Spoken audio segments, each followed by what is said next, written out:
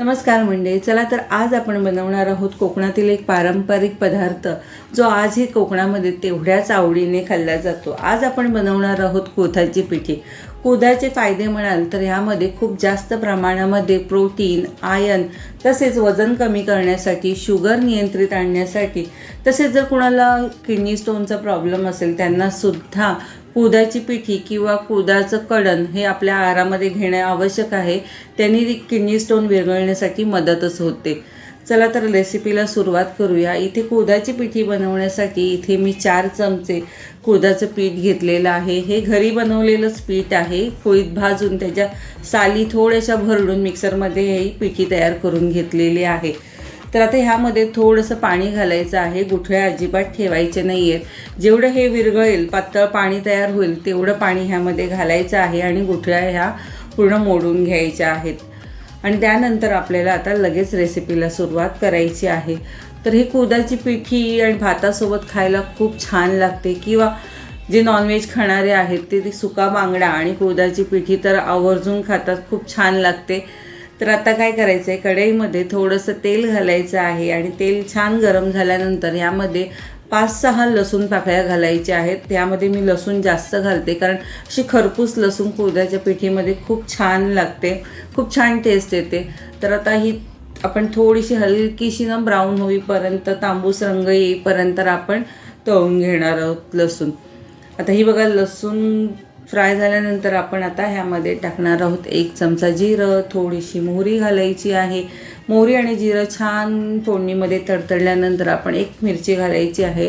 मिरची घालणं ऑप्शनल आहे, तुम्हाला जर आवडत असेल तर घालू शकता। त्याचबरोबर ह्यामध्ये घालायचा आहे कढीपत्ता आणि 1 छोटा बारीक कांदा घेतलेला आहे। कांदासुद्धा यामध्ये आपल्याला चांगलं असं परतून घ्यायचं आहे। छान फोडणी मस्त अशी तयार करून घ्यायची आहे आणि कांदा मऊसर झाल्यानंतर आपल्याला ह्यामध्ये मसाले घालायचे आहेत। तर आपण ह्यामध्ये थोडीशी हळद घालणार आहोत। आवडीप्रमाणे आपल्याला जेवढे तिखट हवे त्याप्रमाणे तिखट घालणार आहोत। गरम मसाला घालायचा आहे। छान मसाले परतून घ्यायचे आहेत। जर तुम्हाला तिखट मसाल्यामध्ये करायचं नसेल तर तुम्ही नुसती मिरची घालून सुद्धा ही कुळथाची पिठी करू शकता। तर छान मसाले परतून झाल्यानंतर जे आपण कुळथाचं पाणी तयार केलेलं आहे ते पाणी घालायचं आहे। आता हे पाणी लगेच कुळथाची पिठी घट्ट व्हायला सुरुवात होते, तर आपण लगेच त्यामध्ये अजून थोडंसं पाणी घालायचं आहे आणि आपल्याला जेवढी पातळ अशी ही कुळथाची पिठी हवी त्याप्रमाणे आपण ह्यामध्ये पाणी घालायचं आहे आणि चांगलं शिजवून घ्यायचं आहे। चवीनुसार आता यामध्ये आपण मीठ घालणार आहोत आणि कोकम घालणार आहोत। थोडीशी आंबट चवसुद्धा या कुळथाच्या पिठीमध्ये खूप छान येते। तर आता 5-1 मिनिटामध्ये लगेच ही झटकन रेसिपी तयार होते। जास्त कुळथाची पिठी बनवायला वेळ लागत नाही।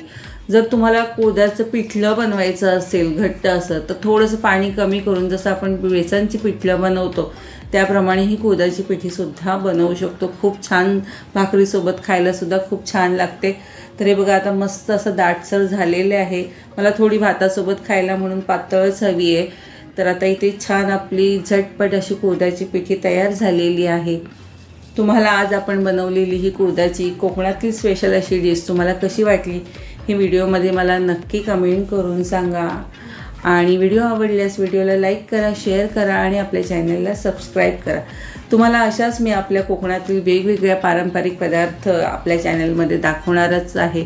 त्यासाठी आपलं चॅनल नक्की सबस्क्राईब करा। चला तर पुन्हा भेटूया अशाच काही नवनवीन रेसिपीसोबत। तोपर्यंत बाय।